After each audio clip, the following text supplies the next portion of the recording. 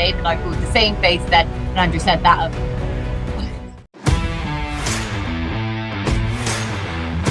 Hello and welcome to GG Weekend Watch, kindly sponsored by BetMGM, with myself, Kate Tracey, alongside Dave Young and Andrew Mount, to look ahead to the 8 ITV televised races from Beverley, Chester and Sandown. So, lads, hoping to get stuck into it. Now, we didn't manage to find any winners on last week's show. We always want to tell you the truth. Transparency is key.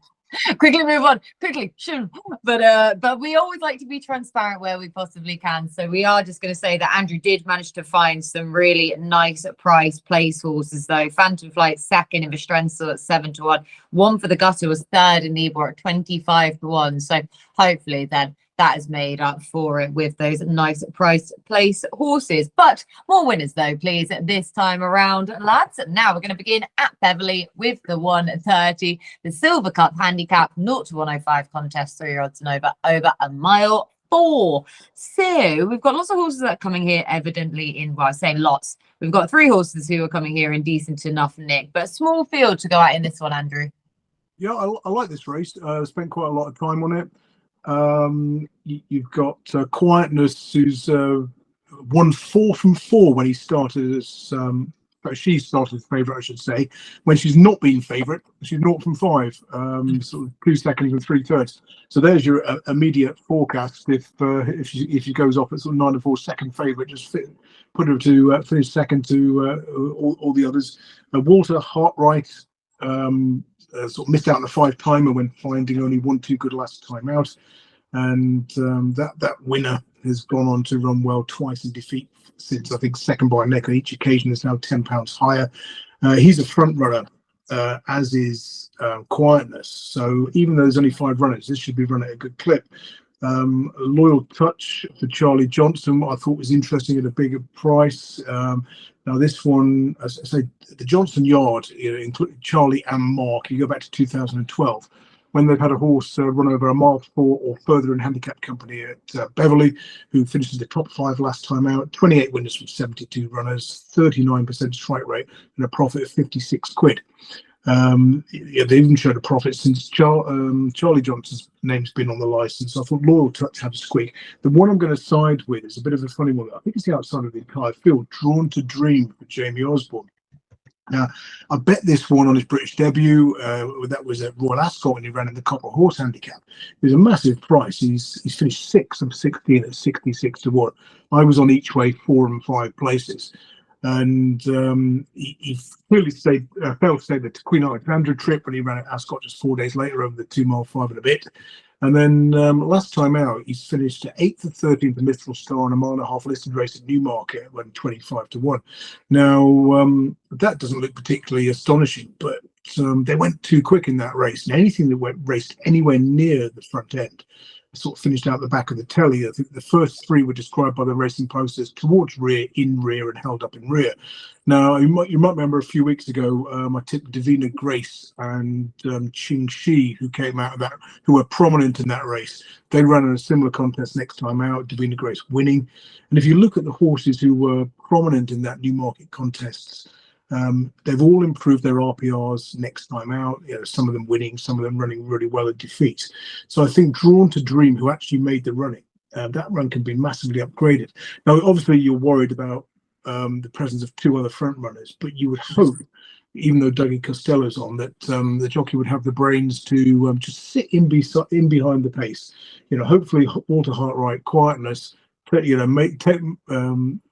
each other on at the front. Drawn to Dream from stall 1, tucks in behind in 3rd of 5, and comes through and wins for the Jamie Osborne Yard 12 to 1. I think that's fair enough. Happy days, yeah, with Dougie in the seat then for Jamie Osborne. Drawn to Dream for Andrew, taking on those ahead of a market day. Were you likewise? Yeah, I actually am taking someone towards the head of the market as well. It's like a 5-runner handicap to kick off. This should be the easiest in ever, shouldn't it, after last week's debacle show. Felt like it was one of those Saturdays early on last week, so I'm probably, I don't know, once bitten, twice shy this week. I probably won't be as bullish. I mean, I say that, give it a few more races, and I've got a couple of right good things. But in the opener, I don't think I've got the absolute good thing, but I am sort of sided with Andrew in terms of the outsiders of the field. It's not the one that he's tipped up, though, Drawn to Dream. I'm going to side with Thunder in here. Andrew did touch on the fact that the Drawn to Dream was up with the pace at Newmarket, and there's a couple of other likely pacemakers in here as well. I looked at the race and thought, obviously, Quietness is coming here in real decent form. Walter Hartright's coming here in decent form as well. And it sometimes does pay to be with those types of horses. But 11 to 8 and 9 to 4, respectively, you're not going to get rich back in either of those, and you can't really Dutch the pair. But they are going to sort of battle each other at the front. So I think that this race could be run at a real decent clip. And I think it's just going to set up for a complete pace collapse for Thundering. There's bits of form as well with Thundering. Looks like he's got a bit of a chance anyway, but I don't want to waste too much time on this race. 8 to 1 he is at the time of recording.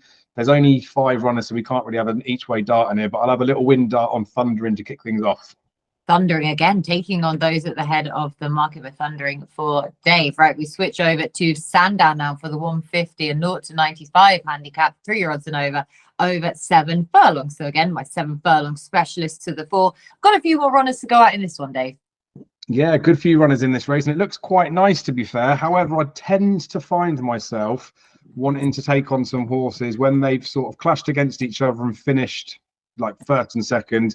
They got a couple of pound rise in there. I feel like it doesn't necessarily always stand up. You can frequently find out that one of them will run well again, and then the other one maybe won't really do that. So Waiting All Night and Star Orion are at the front of the market. They're taking up a bit of the betting. Spanish Blaze is 2 from 3 here. The other run was coming second as well. So real good course form, but that's another 4 to 1 poke. And then it's 9 to 1 bar those.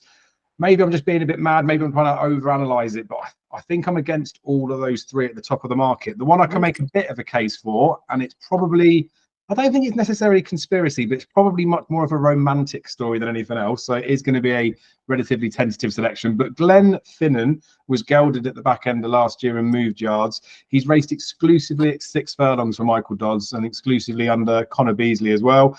On each occasion he's done that.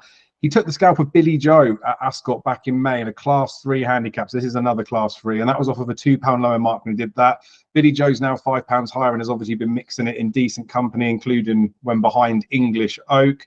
The 6 times that Glenfinnan's run this season, 4 of them have been in Class 2s and twice in Class 3. So again, I'm reiterating the class prospect because this is a Class 3 again, and he's technically stepping down in Class 1 at Class 2 last time out. He sported first-time cheek pieces in the other time he ran over in a Class 3. I've said Class 3 about 80 times. I know this is a Class 3. Say it again, Dave. Say it again. But he sported cheek pieces on that penultimate start. He was sent off just 5 to 1 in that race, but he didn't run very well. They got rid of the cheek pieces after, so you'd happily excuse it for the fact of headgear. He hasn't got it on here. He was sent off 8 to 1 the time before when he did win that race against Billy Joe, and he's 12 to 1 in here. So I just think the fact that they're now stepping him up to 7 furlongs. When he ran for Andrew Baldwin, he ran at 6 first time up, then he ran at 7, then kept running at 1 mile. O'Sheen Murphy started to jump on board. They went back to 7 furlongs, and O'Sheen rode him over 7 furlongs to win a Class 3. Said it again, classified stakes.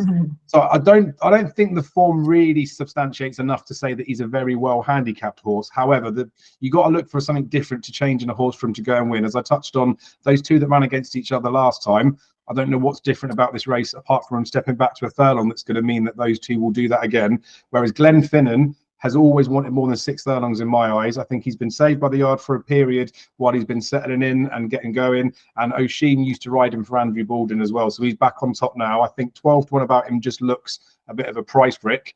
So it's a tentative enough selection because it's, like I say, a bit of a romantic story, but it wouldn't surprise me to see Glenfinnan go very close here. 12 to 1 shot as well for Glenfinnan in what kind of grade is it? A Class 3 handicap. There you go. I think I said it for the 4th time there. Dave said it 3 times for the Class 3, so going to try and say it for the sheer amount for whatever grade of class it is. Andrew, Class 3 handicap for you to go at. Would you like? Well, believe it or not, I'm on the Romcom Express with Dave here, and I'm with Glenfinnan. Whoa. Now, for different reasons, this horse had no chance from stall 11 in the Stewards Cup. We have 28 runners that day. Stall 28 beat stall 27. If you weren't drawn on the near side rail, you didn't have a prayer. You look at horses who were drawn in the bottom half of the Stewards Cup and run since. You've got the great St Wilfred 1-2, Dare to Hope, and Ramazan. who I think separated by a neck and raced on opposite sides of the track, and your old friend Lethal Levi, of course, who came out and won a 7-furlong handicap at Newbury last time out after being poorly drawn. I think it's stall 8 or thereabouts in the Stewards, and one or two others who were badly drawn have run since, have been poorly drawn again, like the aforementioned Billy Joe at York last week.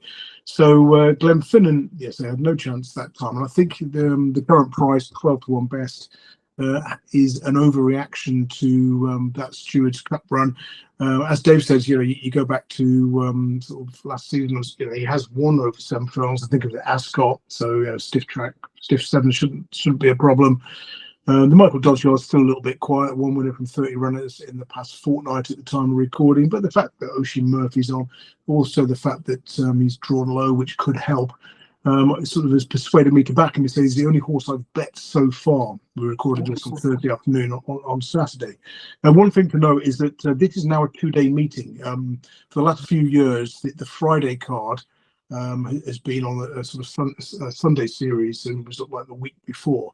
So I know the rail's out on Friday at Sandown, but there's no mention that I could find of the rail still being out on Saturday. So it's possible that the rail will be back in and there'll be fresh ground on the inside. If that's the case, then maybe the low draws are going to be favoured here. So Glenfinnan in stall 2, could have an extra edge there as well on fresh ground. So yeah, Glenfinnan for me. Star of Orion I wasn't usually keen on. The stall 1 runner early, ever won at Newmarket. Linden B goes well at right-handed in July and August. That could run well from stall 3. I wasn't keen on Waiting All Night and Accidental Agent, both best on straight tracks. And the other one I would sort of make a case for is Spanish Blaze, who's a keen sort, but has got course form of first and second from 3 runs, and the likely strong gallop could help him to settle. So I'll back Glenfinnan. I'll probably save on Spanish Blaze as well. Have a saver on the 7-2 favourite, then Spanish Blaze, but both of you to an agreement, Glenfinnan, and already Andrew has backed him. So Dave and I pulled the same face then when Andrew said that of don't freeze frame that, actually, producers. Do not freeze frame that for the picture that's going to go out on Twitter. Damn it, I should have thought about that. Right, I'm going to keep smiling like this and try and be as photogenic as possible as we move on to Beverley for the 205. This is for the Beverley Bullet Sprint Stakes listed contest, 3-year-olds and over 5 furlongs. Andrew, back to you for the speedy horses. Yeah, I like this race. As they were Beverley on ground that's likely to be watered, so we know that sometimes they chuck more on the inside rail and pretend they don't. They don't admit it. So the low draw bias might disappear if they overwater the inside. So sort of keep an eye on that. As this is only the second race on the card, it's tricky though. We've only got 1 race to look at beforehand. But I mean, saying that, putting stalls 1 and 2 in your place pot, and it would have got you through to the next leg 7 times up the last 8 years. One other interesting angle in this race: fillies and mares are 0 from 28 in the Beverley Bullet in the last 10 years. Although a lot of those were big prices and not many were drawn low, so perhaps don't get too caught up in that if you do fancy one of the fairer sex. Now, more interesting is the pace of the race. If you look at the race in the last 10 years, horses who were ridden patiently, described as held up, 1 win from 55. Whereas 3 front runners have won, 6 horses raced prominently. So do look at the running styles. Blue Storm's got the best draw on paper in stall 1, but he usually comes from off the pace, so I'd worry about that. Staincliffe from stall 2 sort of chases the pace. The front runner is probably Democracy Dilemma from stall 3. You could argue that he was flattered at York last time because he was drawn low in JM Jungle's race in the Symphony Stakes, Symphony Handicap on day 1. And 5 of his 6 wins have come when going around a left-handed bend, so you do worry about the track suiting him. So I went through this and I looked at Al Bashir, all wins in fields of 12 or more runners and often comes from off the pace. So I'm not sure a small field at Beverley is going to fit that one. So the 2 I came down on were the 2 had drawn widest, only 7 runners. Clarendon House, stall 6, blew the start in the Nunthorpe when the first-time cheek pieces were on.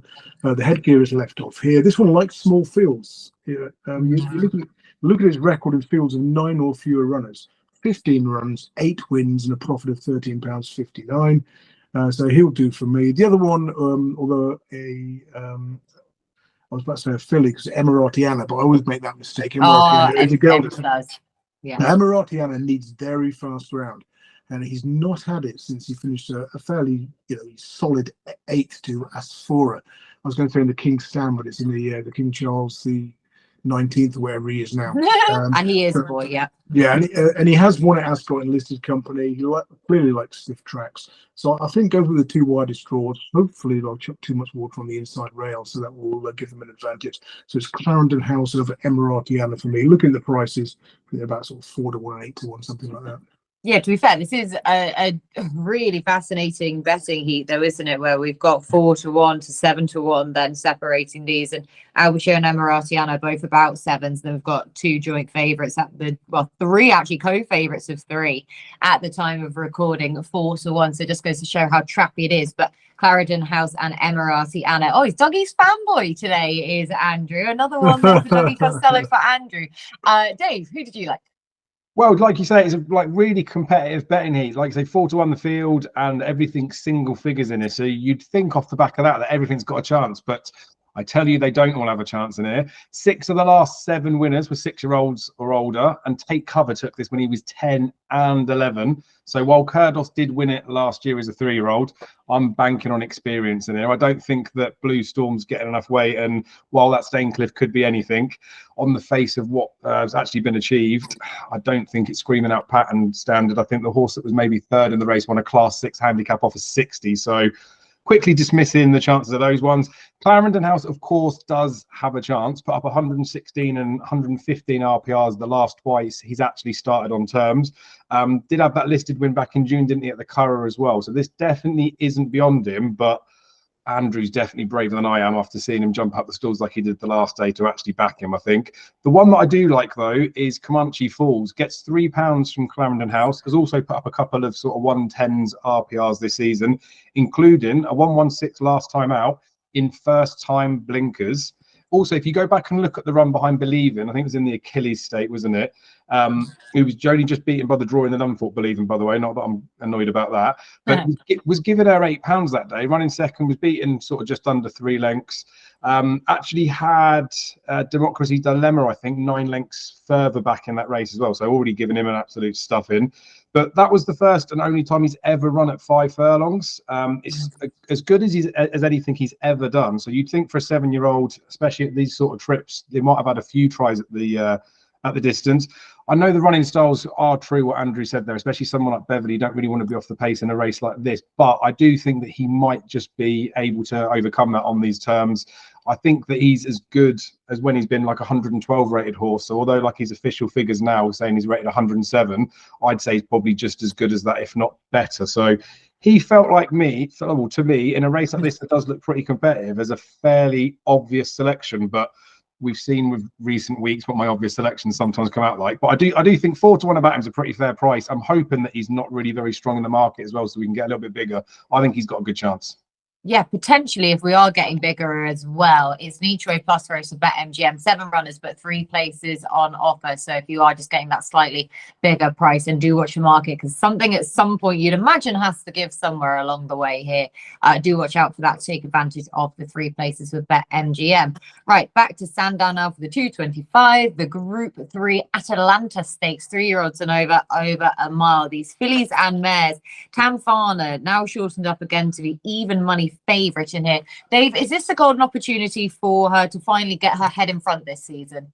Yeah, I think it is, and it's like semi-frustrating because in a race like this, I like to have not necessarily just force a strong opinion, but I like to have a strong opinion. I like to be able to get a bit of a prize or something, and I like to be able to get stuck into one. But I think she is just the most obvious winner of the race. She's sort of priced accordingly, so it's one of those where it would just be a watching brief, I think, because I expect her to win, but I'm never brave enough when it comes to the ladies to actually put that much money down. Maybe that's why I'm still single. Out of context, please. Flip that up. but if you look at like last week in the Strensel Stakes with See the Fire, right, it was a bit short to begin with, drifted out, got the job done nicely, was dropping down from Group 1 company into like much calmer waters. This is a Group 3 here. We've had a couple of runs from Tamfana that have been in Group 1 company, and she's been running all right, hasn't she? I think she's got like an obvious chance in there. Doha ran well in that Nassau Stakes, obviously takes a bit of the market in second. I was kind of hoping that horse would be a lot shorter, which meant that Tamfana would be a bigger price. But Yeah, it's just a tricky one, isn't it? We all remember when she ran in the 1,000 guineas when she was behind Almalka. Jamie Spencer was on board that day and just looked like a really impressive, like eye-catching runner that would bound to be going on to winning like at least a group race before then. And you look at her now coming into this Atlanta Stakes, you wouldn't think she would necessarily be in here. So I think she's hard to take on, but I don't think I'd actually be betting her at the price. It would be a watching brief for me, but I fully expect her to win. Dave doesn't trust the ladies enough to put the money down is the line that I was taking out of that more so than anything else. He's not going to spend a lot of money on an engagement ring, is he, by that one? No, exactly. Yeah, by that. He doesn't trust her enough to be doing so. So, yeah, there you go. We've already made the nice links for Dave. Then I trust her to do this. And the fact that even just a couple of hours ago, she was still odds against, I thought that was fair enough. Even money, I think, is about right for where she is. She also would start to question it, but I think even money's about right for her. Just I hope that Connections get that win out of her, dropping her down to Group 3 company, taking on her own sex again after 4 cracking efforts in defeat this season, including, of course, last time out, 4th in the Group 1 Grand Prix de Paris over a mile 4 for 3-year-old colts and fillies, but she was the only filly in the lineup in that one. And she just ran out of stamina, I thought, over the mile 4 there. So you expected to see her back in trip, but probably for about 10 furlongs on her next start. So we were perhaps expecting to see her in the NASA, but that probably just came up too soon. She's still a live Prix de l'Opera candidate, yet she's being asked to go and win a Group 3 at Sandown. And as I say, at those odds, I think that's probably fair enough for her. Don't doubt her resolve to get the job done for all that. I think some people might try and throw that stone at her, but for me, she should just find this all so much easier. So Tamfana, for me, Andrew, are you going to take her on? Or are you siding with her? Yeah, I respect her chances. Very, very interesting stats associated with this race, including the draws. Stalls 1, 2, or 3, 6 from 30 in the last 10 years. Profit of £29.90. This angle had 6 winners in a row from 2017 to 2022. Last year, the best of the trio was 5th, but they were priced at 16 to 1, 18 to 1, and 80 to 1. Now, the prep race has been important as well because 6 of the last 10 winners prepped in Group 1 or Group 2 company. And from just 24 runners, profit of £23.40 if you back those blind. Horses you prepped in a Group 3, this level, 0 from 19.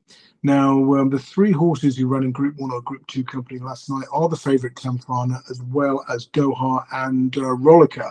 Rolica was the one I tipped up each way in the 1,000 guineas after she ran really well in at Newmarket's Craven meeting when she won, despite being ridden patiently when the tailwind made it massively hard to pull off such tactics. She ran really well on the guineas, 6 of 16, 50 to 1. Typically, I was on each way 4 and 5 places. That's the story of today. And she's got the draw as well. So Stall 1. So she was 5th in a Group 2, I think, in France last time out. So it's sort of 10 to 1. I think I'd rather back her each way than back Tamfana at even money. But I'll probably play Rolica, Tamfana, Doha in sort of combination exotics, sort of exactas and trifectas, and sort of trying to get them to finish sort of 1, 2, 3.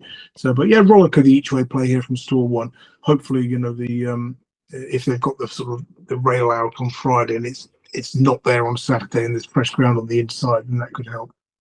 Could well help Rolica then, yeah. And I mean, it's a pretty big price, sort of 7 to 1 bar, about the remainder behind Tamfana. Doha heading that, and Rolica not too far behind in the betting either. So you have got different ways to play that Group 3 contest at Sandown. Right, 240 at Chester, handicap 3-year-olds and over 7.5 furlongs. Got a right big field to go out in this one, which is it's bizarre, isn't it? We tend to see trends with these races and the field size gets smaller and smaller every year. This one's gone the opposite way. So great to see. You've got 17 runners to go out in this one, Andrew. What do you like? Well, funny enough, when I saw that, I couldn't quite believe it. And then I looked at the prize money in last year. It was worth 25 grand to the winner. This year it's worth 50.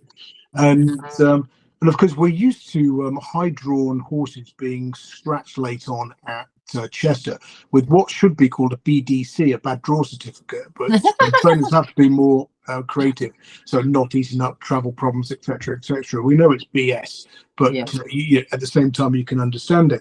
Now, when you look at the field sizes of the Chester Cup, they usually hold up. I mean, this year's Chester Cup, I think we had 1 non-runner because there's a huge amount of money on offer to the winner, so Connections will take that chance even if they are perceived to be poorly drawn. So I did put a poll on Twitter, or sorry, X, I should say, my account at Trend Horses, which was asking for people to vote on how many non-runners in this race: 0 to 1, 2 to 3, or 4 or more. So the early voting's favouring 2 to 3 or 4 plus, but I'm reckoning there could be no non-runners or only even one here because there's so much money on offer. So yeah, it's a fascinating race. I didn't have a strong opinion on it. Revich, it's got form figures of like 0-0-0-0 this season, but it does like this track. And I don't think there's rain forecast, but if it did turn up, I'd probably play him from stall 9. But the other one is Yanifer, who runs this track really well. Stall 6 is a fair draw. 5 runs here produce 2 wins, 2 places, and excusable 8th. So I'll just go Yanifer. But yeah, I haven't done this was like the last race I looked at, so I haven't done as much work on this as the other races. So if you've got a stronger opinion, Dave, it's over to you. You've done a poll on it, though. You've done a poll. So you've obviously done enough. You've obviously done enough work on it. But sorry, Dave, I'm just going to interject just because I'm following up on Yanifer actually for this one. Yanifer is the main play for me. I also going to have a little bit on Gorak at a big price, about 20 to 1 as well. But the main play, though, is going to be Yanifer. And again, I was just really keen on this race. I was fascinated with Gorak because he's a front runner, so stall 10. So will they try and do a sort of like Frey Norton's not on it, surely? Will they try and do a Frey Norton, ride a finish in the first furlong at Chester and get to that inside rail, or will they just accept their lot and try and tuck in? That was a fascinating angle with Gorak for me.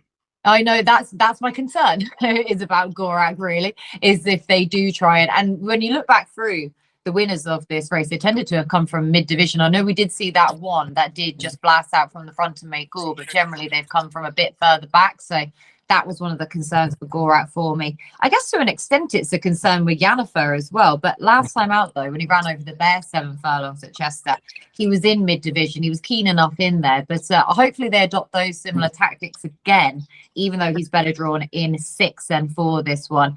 One last time out, not necessarily a positive from recent winners either. But yeah, I'm pleased though that he at least shows that he's come here in good form and he relished that test last time out. And a little save then on Gorak at a bigger price. Dave, who did you like?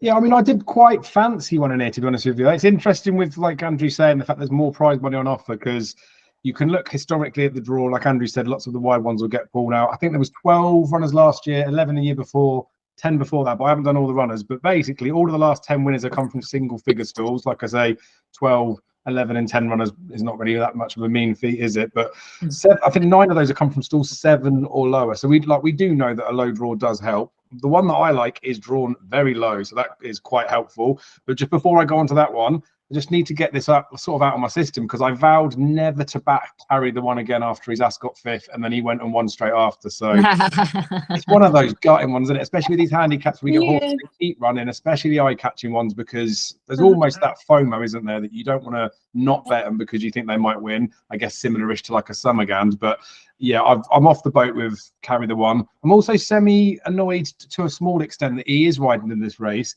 because I think Daniel Tudhope has got a book of rides at Chester, because he was hoping to finish the plot job that is Under Siege, but I don't think he can do the weight, which means we've got Davy Probert on board, but that is fine because this horse is so well handicapped, he's going to sluice in. So again, temper enthusiasm, you know, I like to get excited about ones, but not exactly been firing at the minute. But Under Siege, on debut, ran a length and a half behind Economics, rated 121 now, an absolute aeroplane of a horse.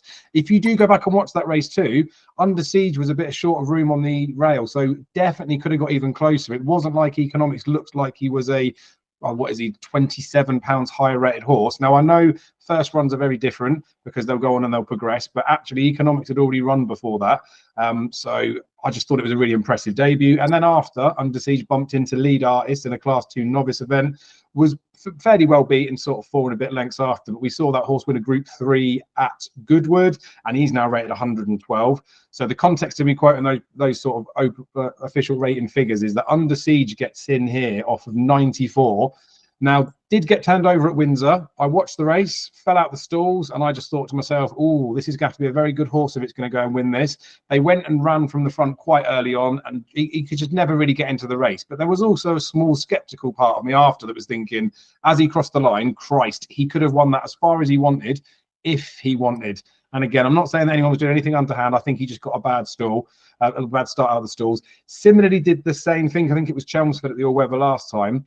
Wasn't exactly the best out of the stalls, but he managed to get in the mix of the horses, was pretty keen again, but I guess settled well enough. Hung a bit towards the rail, where I don't know whether Tudhope and the horse were sort of fighting each other a little bit, but was sort of well on top at the end. But just in the back of my mind, I thought, they know this horse is very good. They've got an opportunity now where it's had 3 runs and it's been beaten to maybe think, hang on a minute, let's go and win a nice pot handicap. This is worth £50,000 to the winner. Horse is rated 94. I think the horse has got a proper chance. So, yeah, I think that Under Siege is like a relatively strong fancy in the handicap. Again, I'm tempered with enthusiasm because of being really keen on a couple recently. But 7-1 top price, 5 places up for grabs. Got the draw in free, so I think he'll be fine. They will definitely go quick enough that he won't be keen. I guess my only slight worry is, although he's got that good draw, if he has sort of got an inclination to be slow away, like we've touched on Clarendon House earlier, and if that Windsor run wasn't, I don't say it was plotty, but like, I think they were happy to have him out the back. If he does just sort of sacrifice the good draw that he's got, then he's going to be in big trouble. So as much as I'm excited about him, obviously there's slight concerns as well. But I just think off 94, this horse will be running in group races very soon. So why wouldn't he win this? 7-1 shot as well that you're getting about him. It is an each way plus race with BetMGM at 5 places on offer though. And for film fans, Steven Seagal in Under Siege, you must have watched that, Dave, I'm expecting. Have you ever seen that film? No. Oh my goodness. I feel very old. I just Googled it. 1992, and Steven Seagal is now 72 years old. Under Siege. That makes me feel very old. Yeah, I don't know what the reference that was, but well done if you managed to get Andrew's reference there with Under Siege. You're all the same. The downside of working with young people, goodness me. The curse of it. Check out the film. Reviews. Yeah. Pamela Anderson pops out of a cake. You'll love it. Oh, is that the one? Yeah. Ah, no, that's starting to ring a bell now, to be fair. I feel like everyone's may have seen that one like little clip. But yeah, he's the cook on an aircraft carrier, but he used to be special forces, so who needs to see the film now? Who when the needs to see ship the gets film? I've had taken the over, full synopsis. there's one guy who can save you. The full rundown of it, but Dave was with Under Siege though. Q carry the one going and stitching him up again anyway. In that extra place race up at Chester. Now then, we are heading back to Chester again then for the 3:15. Have we got a bit of a gap 3 o'clock between Sunday? the 3 o'clock at Sandown? Is there a 3 o'clock Sunday? Yes, That please. sounds about right. I was thinking there was a bit of a gap between my timings here that I've got noted down. Go back to that then. 3 o'clock at Sandown, 10 furlong handicap, 9-4 the field in this one, headed by the Eve Johnson horse and runner. So can't remember who went last in that. Dave, do you want to pick up this 3 o'clock then?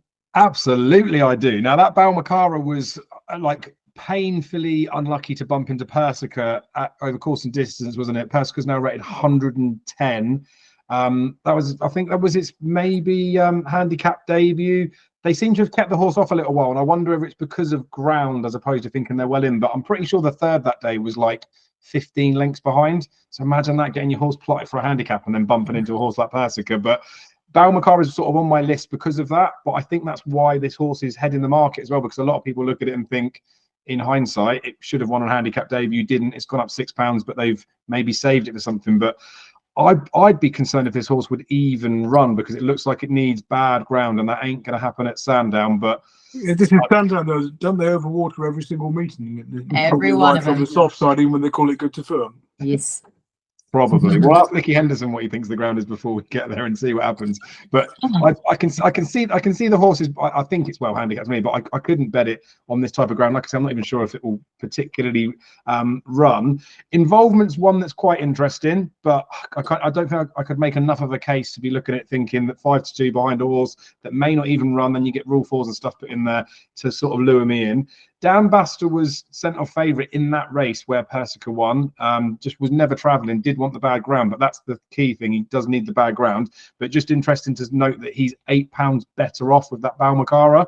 So those two face off against each other. I could see the form being reversed if whatever happened that in that last run happens again. So again, that'll be another reason for me to want to take on that Balmacara.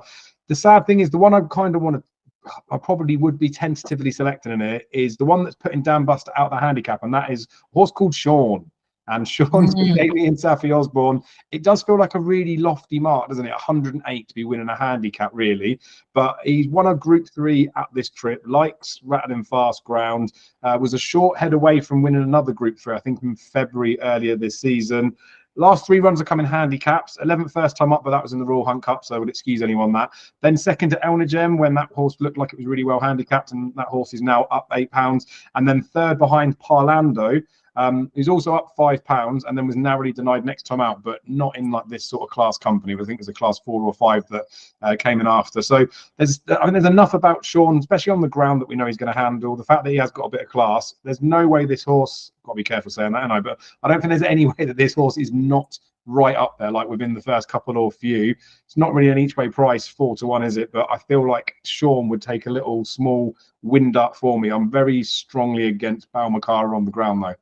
Ooh, on the ground then. So yeah, do watch out for that Balmacara, the 94 favourite. So rather than going with Sean at 7 to 2, then for the Osbornes. Both of you two are big fans of Jamie Osborne runners on Saturday, but across different tracks. Each way plus race 3 places on offer with BetMGM with the 7 runners. So Andrew, who did you like? Hey, you know that Chester have doubled the prize money for their 240 race and been rewarded with 17 runners. Yeah. Well, this 7-runner Sandown race, now worth 23,000 quid to the winner, was worth 37.5 grand 10 years ago when they had 16 runners. So doesn't it go to show? Yeah, exactly. So I got quite excited when I looked at the trends of this race, because horses who were in the top 6 in the weights got a terrible record, just 1 from 6 before in the last 10 years. So I thought, well, I'll have a look at those lower down the weights, but that only brings in number 7, Dambuster, because there's only 7 bloody runners. Now, the trouble with Dambuster is that Dambuster is 2 from 2 on his seasonal debuts, but he's 0 from 3 and finished well beaten under other conditions. So you do just worry that he might be a best fresh type. But I might just have to have a little something on Dambuster, given that sort of weight stat. So again, traditionally this has a big field, and 7 of the 10 winners were ridden patiently, and often sort of came late and wide down the middle of the track. But given that they just keep the skint jockey club just keep nicking money from it to divert to their pension fund, probably we're left with a terribly tricky race. I'd be against Balmacara just because he's 2 from 2 at Doncaster, but never won anywhere else. They never won him. It sounds like they had 20 runs, but it's only 3 runs, and it's been turned over at shortish prices the last twice. Involvement, I was similar to Dave. I wasn't like massively keen on, so I'd just probably be looking to take on the front 2, but I didn't have a strong opinion. As a token selection, I'll go Dambuster based on the weight stats. 8 to 1 as well then for their course winner Dambuster. Yeah, does it just go to show you that the prize money then bring the money and they shall turn up? And again, this is the kind of race, a class 2 temple handicap. Horses who are eligible for this have got numerous options at York last week, I'd imagine, where the prize money is off the scale comparatively, and you just you might as well scrap the meeting. Yeah, honestly, well, it's getting that way, to be fair, with the new regulation that's threatening to be imposed. So that's a whole separate tangent to go down into if races and meetings don't meet the threshold. We'll wait to see how that unfolds. Now, the 3:15 at Chester, the Chester Stakes listed contest, 3-year-olds and over a mile 6. I don't know what to do with this race, to be honest, Andrew. Caius Chorister, 5 to 2 market leader. Absurd has shortened up a little bit. Last year's winner Shamrow comes here on the back of a lengthy absence. What do you do with this? I'll tell you what. Are you going to the Villa on Saturday? I shall not be. I shall be watching from home. Well, in that case, get yourself to Chester. Stand there with your phone or your laptop right by the stalls, and as soon as they open, and you know what's going to lead. Bet that one, because this has been a front runner's benefit. 5 of the last 10 winners made all. You back all the front runners, you make a profit of £18.88. Obviously, the tricky part is trying to find out pre-race who's going to lead. You can look at the pace map. but you know, horses who don't normally lead, they might be drawn 1, 2, or 3 at Chester and think maybe we've got to go for that. Now, 9 of the 10 winners of this race were drawn 4 or lower. So you look at the front runners, as well as 5 winners. There was 3 seconds, 2/3, and a 20 to 1. Sorry, 2 seconds, 2/3, and a 10th. So trying to find the likeliest front runner. Absurd, probably not, from stall 1. Rodzinski, maybe, but he's been off the track for 398 days. Keys Chorister, probably the obvious one, coming out of stall 3. James Doyle on board, who's you sort of associate with being a hold-up jockey, a bit like Jamie Spencer, but you look at his stats with front runners, he does extremely well on them. So if Keys Chorister leads, I think she'd have a great chance. Fairbanks was poorly drawn down the field in the E-Boy, you can forgive that. But it's Andrew Balding at Chester. We know he's got a great record here, and Fairbanks has made the running in the past under David Probert. I think for one of his wins, he was described as, like, you know, led at very fast pace.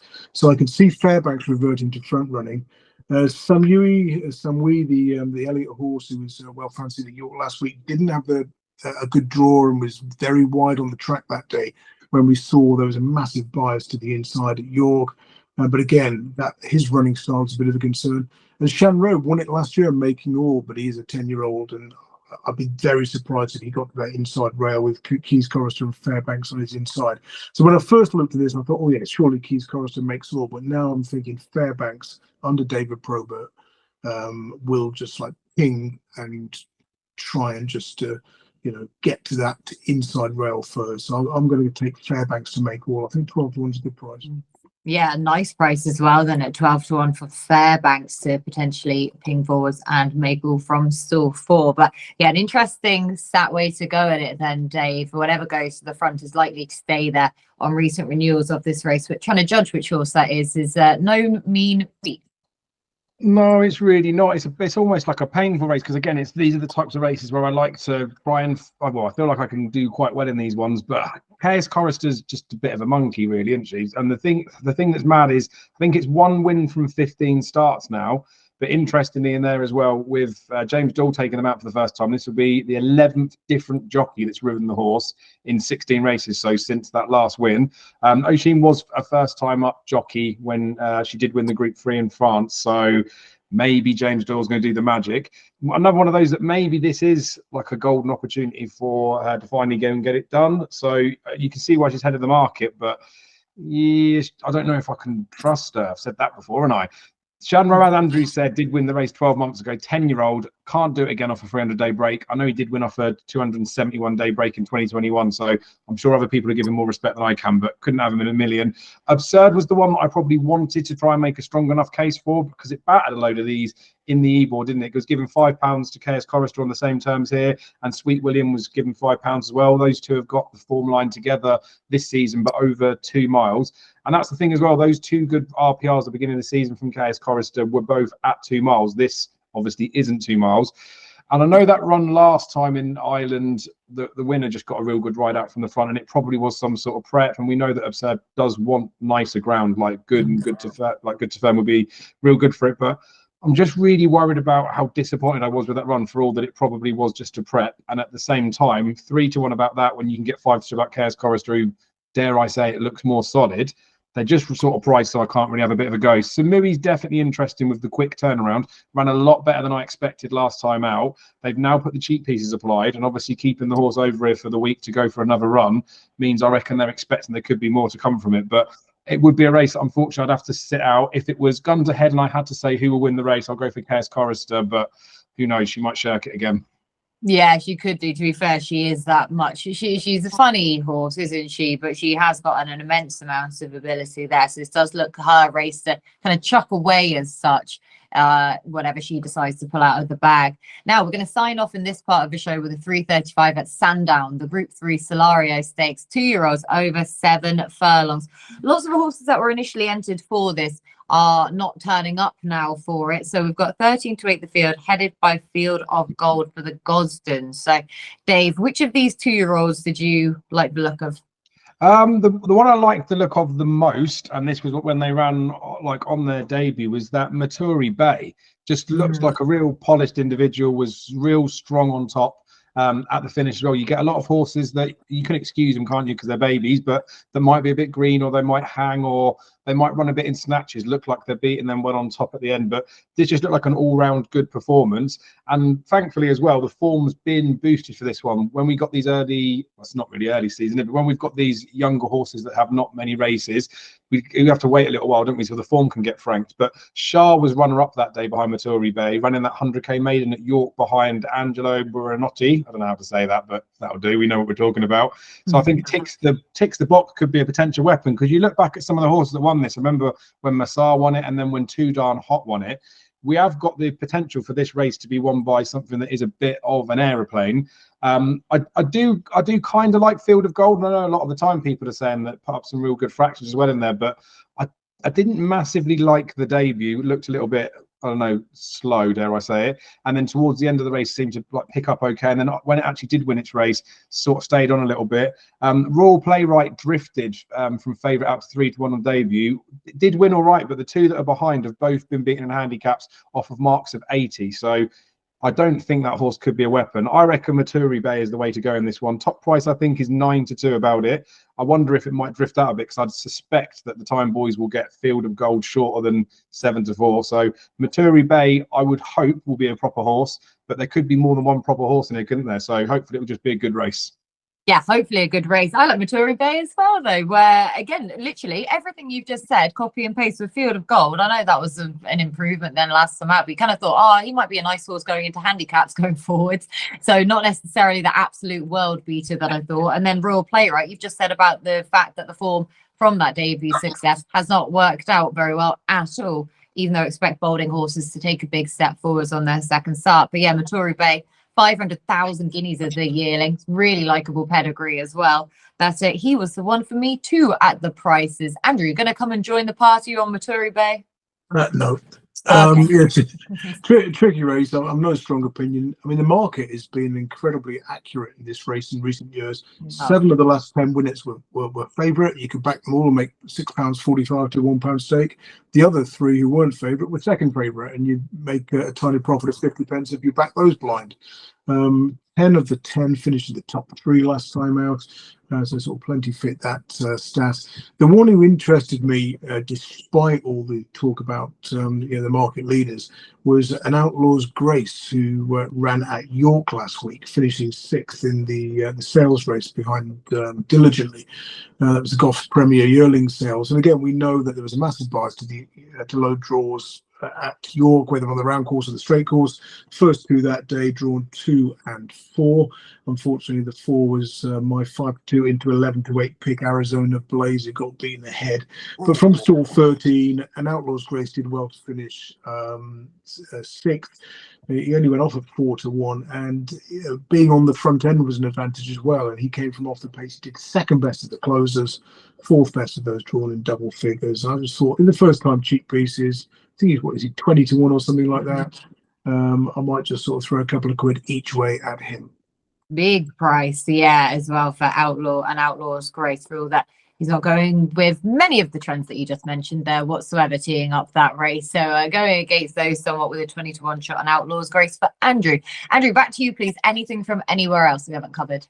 Yeah, there's some good 2-year-old racing at the Curragh, although the race I was interested in was the Nursery, where it's been a good race for handicap debutants. Now, a lot of those likely to be at the head of the market have run a nursery company already, often winning. Sweet Chariot was quite interesting for Aidan O'Brien. I think he's got the headgear on for the first time. He won this with a 16-1 shot a few years ago. So even though it's trained by Aidan O'Brien, you might get a price about Sweet Chariot. Ottoman is another statistical qualifier in that race. But the one I really like is the 520 at Sandown, Good Earth. This is a horse who's got a fantastic record on stiff tracks and returned to winning ways at Newmarket last time out. Loves tracks like Sandown, Beverley, Ascot, and I think now that he's got his head back in front, he's going to run up a sequence. So Good Earth for me in the 520 at Sandown. Perfect. Don't have prices at this moment, but Good Earth and 70 turnaround in that 520 at Sandown. Dave, anything from you? No, just to echo what Andrew says, there's some banging racing at the Curragh on Saturday, so make sure you watch that. Definitely. Right, Dave, your nap then, please, for the weekend. Oh God, I'm going to try and go for one that I think has got more substantiated form. So we'll go for Commanche Falls in the Beverley Bullet. Okay, the good old Comanche Falls. We love him so much. Okay, like that a lot. Andrew? I was tempted by Glenfinnan in the 150 at Sandown. I'll go Good Earth in the 520 at Sandown.